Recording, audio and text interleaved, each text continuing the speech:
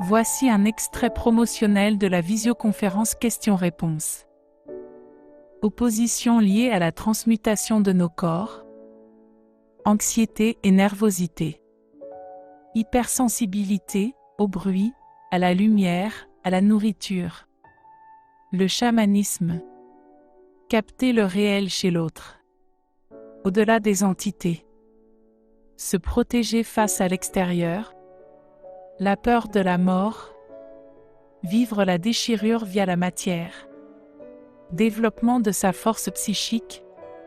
Comment faire des rapports de force lorsque nous sommes fatigués. Le découragement.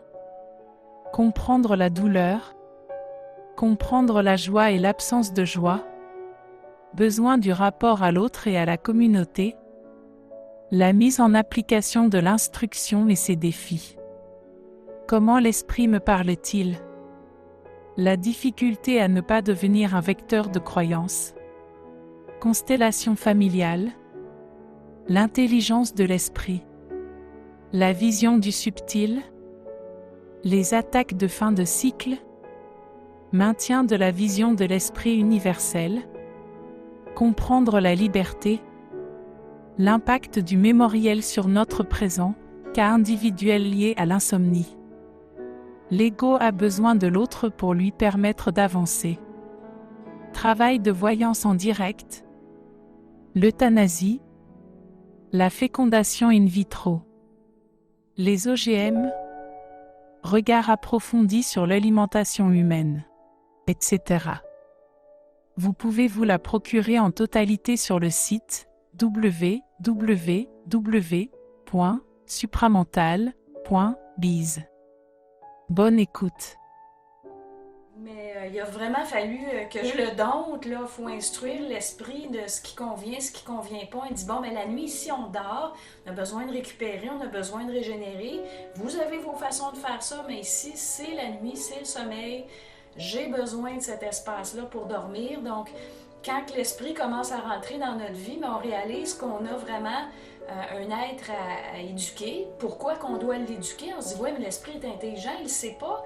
Ben, tant que la fusion n'est pas complétée, ou avant qu'elle commence, disons, ben lui, il vous voyait, mais il ne la vivait pas, la matière.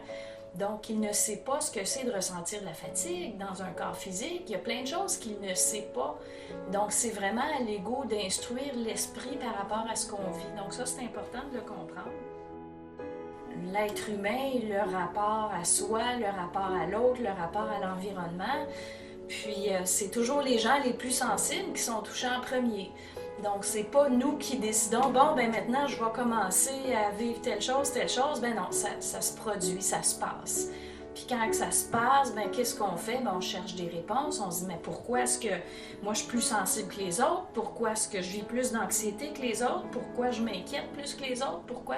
Puis là, on commence à se dire, mais est-ce que j'ai des problèmes psychologiques? Est-ce que, tu sais, il y a toutes sortes d'inquiétudes qu'on peut avoir au début quand on vit ça, parce qu'on réagit plus que tout le monde. Donc, après, qu'est-ce qui reste? Ben, il reste les moments de tension. C'est là qu'il faut être capable de s'en occuper. On s'occupe des moments de tension.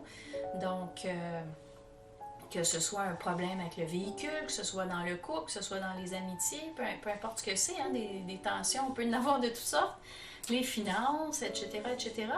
Donc, quand il y a des tensions, ben là, on parle à l'esprit, puis on dit ça, là, ça va pas, ça me génère du stress dans mon corps, puis quand on génère du stress dans mon corps, après ça, je me retrouve avec des douleurs. Ça peut être ça qu'on lui dit, si c'est le cas.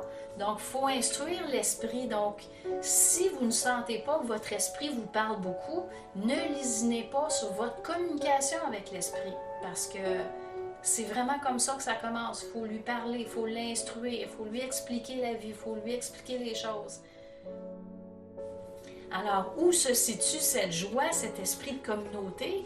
Bien, de plus en plus qu'on est capable de grandir dans notre sensibilité, plus on est capable, puis on comprend, si on grandit dans notre sensibilité, c'est qu'on traverse la déchirure, zut de zut, tu sais, la fameuse tristesse, l'angoisse, la solitude.